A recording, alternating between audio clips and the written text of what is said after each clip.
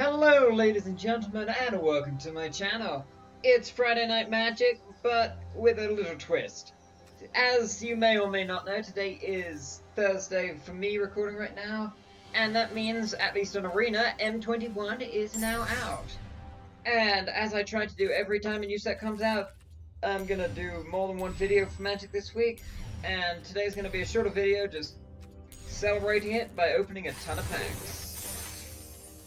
We got a new mastery which I collected for the last one, so we got all these, we're gonna open these, and then yeah, tomorrow I'll try and have another video out where we actually play some new cards. So yeah, let's just get into this.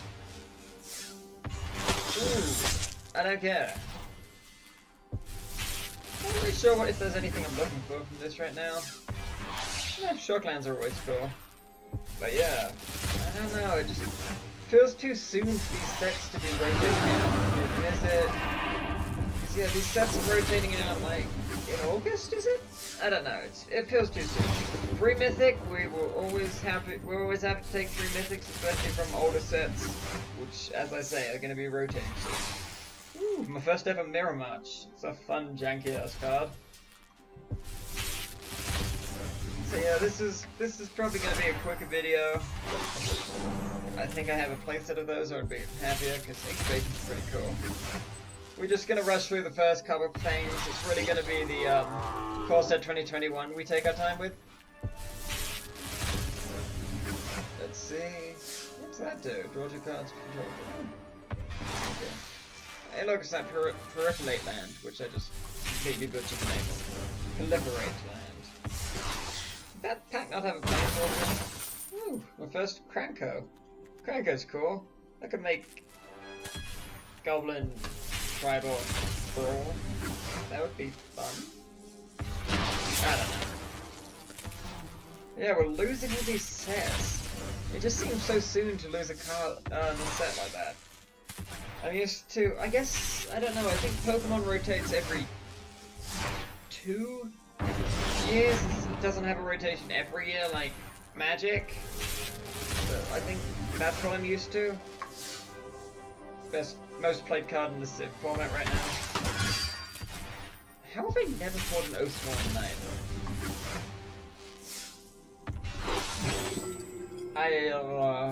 Another one for that, yay. Theros, Beyond Death. I just can't believe that it's already... Big pig. I can't believe we're already on to the next set. It feels like only yesterday that Ikoria came out. Not the Shadow Sphere. I guess that's because it was delayed by a couple weeks due to the whole, you know, fucking COVID thing. Erebos' Intervention. Cause yeah, I feel like the meta still hasn't fully shifted into Ikoria style yet. Oh look, Hunted Nightmare. It's an interesting card. Okay, now for the fun part. Let's see. What is this? It's a 7 for an 8/6 horror. When it becomes blocked by a creature that's controlled, is 2 life. Yeah, that's kind of terrible. Oh, cool. Tolman's Crypt's back. I guess that helps deal with shit like Loris.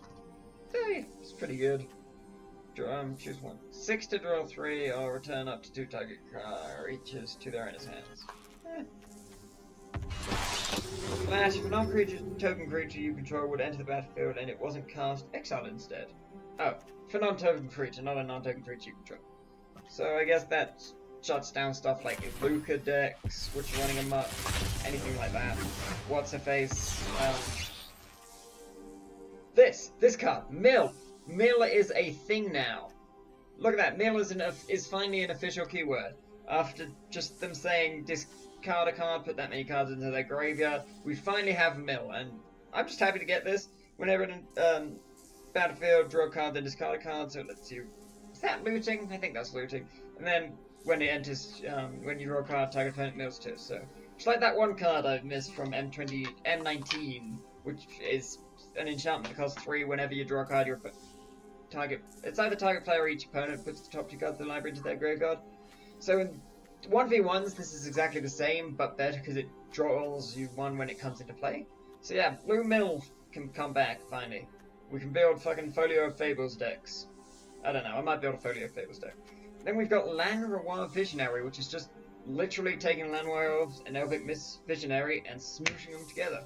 It costs 3, just like playing both of them at the same time would cost. It's a 2/2, they're both 1/1s. It taps 1 and it draws a card. What's this? Game short target creature until end of turn. Okay. Wait. It's 4 though. Untap that creature, gains haste. Add 2 mana of any one color. Interesting. And Necromancy. Choose a card name other than basic land name. Search target opponent's graveyard, hand, and library for. Okay, so it just shuts down. It can just shut down combat decks, I guess. That's kind of cool. Next pack. Kitty. And so you counter target spell, untap up to 4. So you need to be. That's an interesting one, so you need to be able to play it. Like, it's technically a free instant as long as you have the lands untap. This could actually be pretty good in like blue-green flash, because you play it to counter a thing, then you untap your lands, and yeah, you got your lands back. I think that could be pretty good in Simic Flash or Dimir Flash. Then what's this? Lofty to now. Counter target spell unless its control plays 1. If you control creature flying, that's meh. Okay. If Orzhov flies, takes off, that could be good. Enter the battlefield, you gain 2. Double strike. When he attacks, you may tap any number of untapped creatures you control. He gets +1. I mean, he could technically be a game winner, especially because he's a human. You just go on a big human deck. If you can get him, if you just tap 9 creatures, if you get a ton of 1/1 tokens, you win. That's okay. And wow, a Temple of Sight. I can't believe they're just doing the fucking Scrylands again. Like, yeah, it's good to have. Scrylands are okay. But are we even losing them from Standard? I don't know. I feel like they could have done something better for lands. Nothing that really. Wow, we've already got them both of those. And this is just weirder. Once a turn in artifact version of Flourish, right? When it's the battlefield, exile all creature cards with converted mana cost 3 or less from your graveyard until it leaves. And until end of turn, you may cast creature spells from among the cards exiled with that. Oh, okay, so it's not a 1-turn Lurrus, but you have to tap 2 and tap it, and you can cast, yeah, spells exiled with it. It's like a worse Lurrus, but an artifact. Let's see. Tree folk, cancel this thing again. Ah, she's back. Free thing. Are we not gonna get a single mythic? Blah blah blah blah. Bird. And it's battlefield, you gain 2 life for each creature you control flying. So you're trying to make flying as a thing. Try and target spell or creature to its hand. Ooh, an Anthem, Glorious Anthem. I want this IRL for my bloody cat commander deck. Because cat tribal plus Anthem. Good. Yes, Shrine. Okay, so yeah, Shrines are fucking back. After however many years it's been since Kamigawa, Shrines are back. And yeah, we've got cheaper Shrines. So now there are 11 Shrines in total. And yeah, speaking of Shrines, why I'm so excited, that's what we're going to be playing with our deck tomorrow. So yeah, we've got a Shrine deck all set up. It might suck, but it might be good. But yeah, we've got cheaper Shrines. I think this set has a 2-drop Shrine, and I know it has a white 1-drop, so you can get more Shrines out more quickly, which was the biggest issue with Shrines. The fact that they were so expensive, and then the other thing is just that they're legendary, so you don't want to playset them in your deck, and you can only have 1 of each Shrine out. But now there are 11, so like at the beginning of your pre-combat main phase, add X amount of any color, where X is the number of Shrines you control. Like, so yeah, you play this, its only thing, it's add what, you get 1 extra, You have 2, that's 2 extra at the beginning of each turn, have 3 extra. So yeah, there is a 2-drop Shrine. If you can get a Shrine down each turn, you play this, next turn you add 3 more mana, maybe even 4 if you've played another Shrine. Then you can play another Shrine, and yeah, I think that one's a pretty good one. Also, this little dude's back, which is kind of cool. When he dies, you may have it deal 1 damage to any target. I don't know why I think he's cool, I just like that card. Okay, there's our first mythic, and yes! It's the path of the fool. Like, Okay, we gotta build with him eventually too. Cause holy fuck, they actually reprinted Ugin the Spirit Dragon. So yeah, if you don't know, he's crazy good in older formats. Like 8-drop colorless, you can +2, and he does just 3 damage to any target. So like, it's pretty good. The main reason I think people play him is for the -X. Each permanent with converted mana cost X or less, that is one or more colors, gets exiled. So you can just play him and Wrath the board for the thing you need. And then, of course, is like you get him on turn 8, then 2 turns later you gain 7 life, draw 7 cards, and put up to 7 permanent cards from your hand onto the battlefield. Like, if you can just take that, you pretty much win the game. So he's pretty cool to get. Let's see. Whale. Fish person. A dinosaur with death touch. Also, dog. Dog is a creature type now. It's not hound anymore. And hound cards in the past are getting errated to dogs. So yeah, dogs are a thing. So now we got cats and dogs. This guy looks interesting. So he costs 2 for 2/1. When he comes untapped, you may pay 2 if you do just draw a card. When an opponent casts a spell from anywhere other than their hand, you get to draw a card. Discard a card. He can't be blocked this turn. He's pretty cool.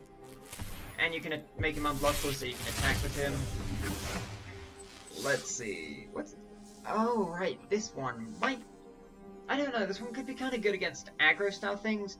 So, enchanted permanent, so you enters the battlefield, you gain 4 life, which is the whole aggro thing. It costs 1 more, and then can't attack or block, and its activated ability can't be activated unless the mana ability. So yeah, it's interesting. It shuts down pretty much anything except for mana dorks, and, I guess, equipment. So it's an interesting one. It might be good.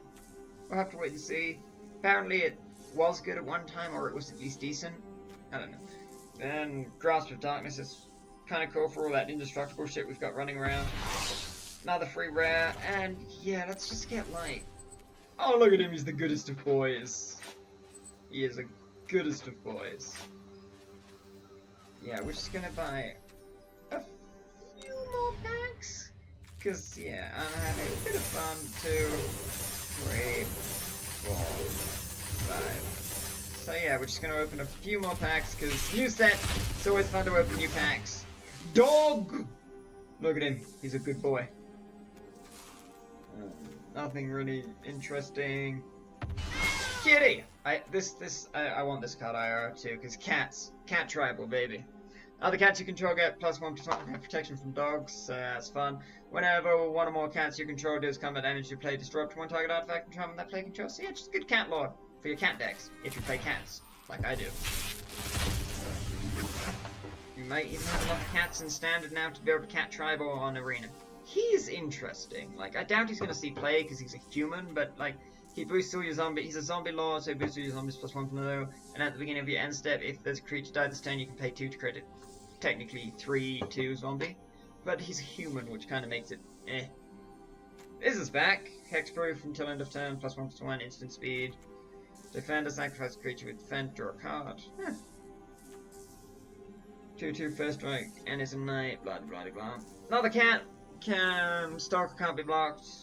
When it dies, you gain 1 life for each creature that died this turn. 9 lives! Another card I want IRL from my cat deck. Mostly just because cat. So yeah, this is an interesting card. I mean, you can use it to pretty much win the game in Modern with that, or that one card that came out in, was it Kaladesh or something? I don't know. The Egypt theme one, which says permanent counters can't be put on players or creatures or artifacts and stuff. I think it's creatures. I don't know. So yeah, we got this 3 for an enchantment with hexproof. If source would deal damage to you, prevent that damage, then put an incarnation counter on 9 lives. When there are 9 or more incarnation counters on 9 lives, exile it when it leaves the battlefield, you lose the game. So like, it could be good, and it has hexproof, so your opponents can't just target it to get rid of it. I guess if they board wipe, that could be really bad because you just lose. I don't know. And then I wish it was like, I think it would be way. I mean, it would be way better if damage would reduce your life total to 1 or less. Put an incarnation counter on it. Then, if there are 9 or more incarnation counters on it, you lose the game.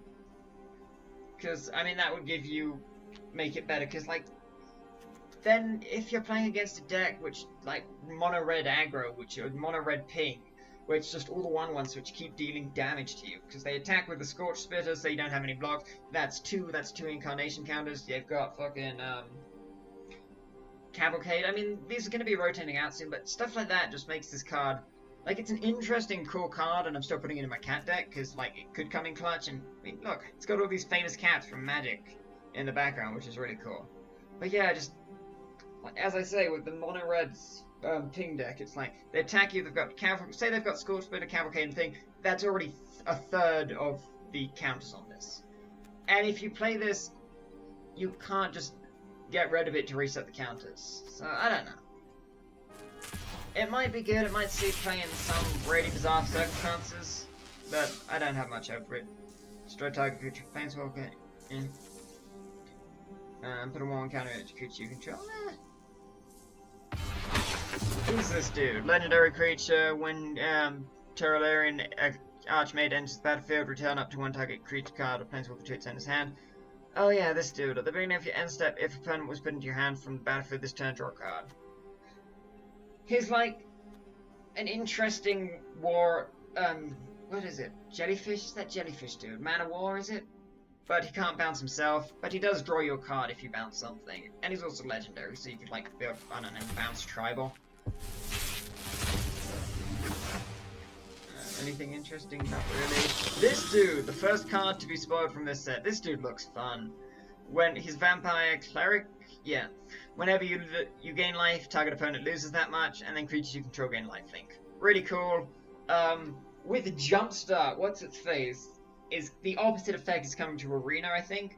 So if you build a deck with those two, you just win the game if you gain life or your opponent loses life, which is really fun. So yeah, I think he could be really cool. Plus he's a vampire, and I just like Vampire Tribal. And yeah, that's gonna be it for now. Ooh, look, this dude.